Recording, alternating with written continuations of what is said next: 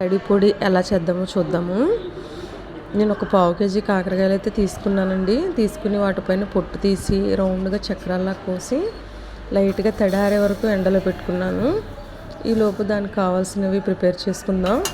ఒక 3 table spoon నువ్వులు అయితే తీసుకున్నానండి. తెల్ల నువ్వులు వేస్తే టేస్ట్ బాగుంటుంది, కొంచెం చేదు పోతుందండి.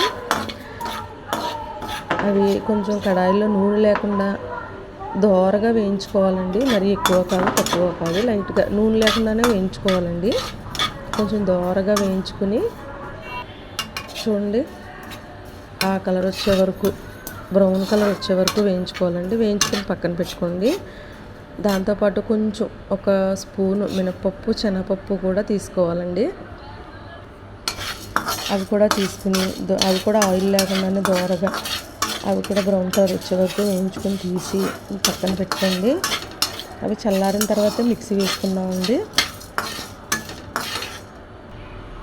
ఇప్పుడు 2 స్పూన్లు ఆయిల్ వేసుకుని మనం కాకరకాయలకు సరిపడా ఎండుమిర్చి తీసుకుని వేయించుకోవాలండి.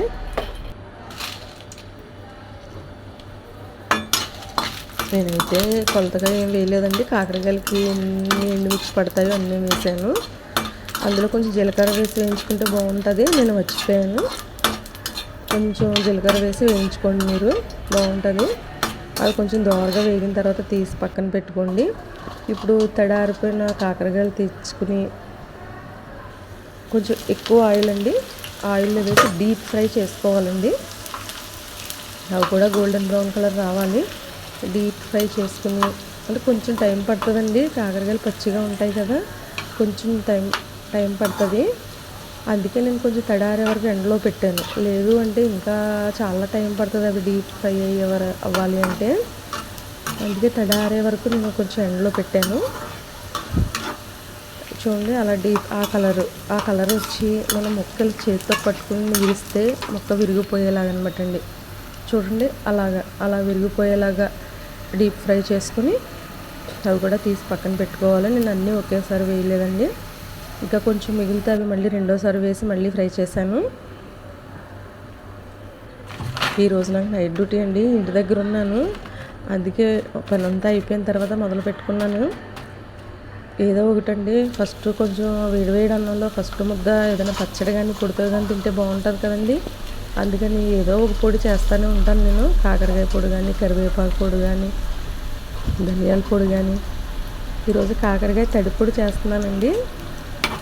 ఇంకా మా అమ్మ చెప్పారు తడి పొడి ఎలా అని, అదే మీకు చేసి చూపెడుతున్నాను నేను. ఇంకా కొంచెం మిగిలిన కాకరకాయలు కూడా వేసేసుకున్నాను. అవి కూడా డీప్ ఫ్రై చేసేసాను.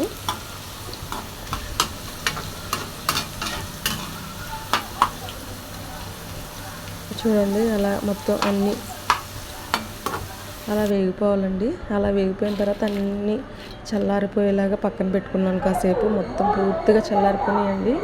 ఇప్పుడు ఒక మిక్సీ జార్లో వేసి, అంటే నాకు రోలు లేదంటే అవి రోట్లో వేసి కుమ్ముకుంటే ఇంకా చాలా బాగుంటుంది. అందులో కొంచెం చింతపండు వేసానండి, అందుకే తడిపొడి అన్నాను మీకు. కొంచెం చింతపండు వేసుకుంటే తడిపొడి. ఆ పొడి లైట్గా పౌడర్ అయిన తర్వాత ఒక 4 వెల్లుల్లి రేకలు వేసుకున్నాను స్మెల్ కోసం. చాలా బాగుంటుందండి. చూడండి, చివరికి ఇలా వచ్చింది. ఇది వేడివేడి అన్నంలో నెయ్యి వేసుకుని తింటే అండి చాలా బాగుంటుంది, హెల్దీ.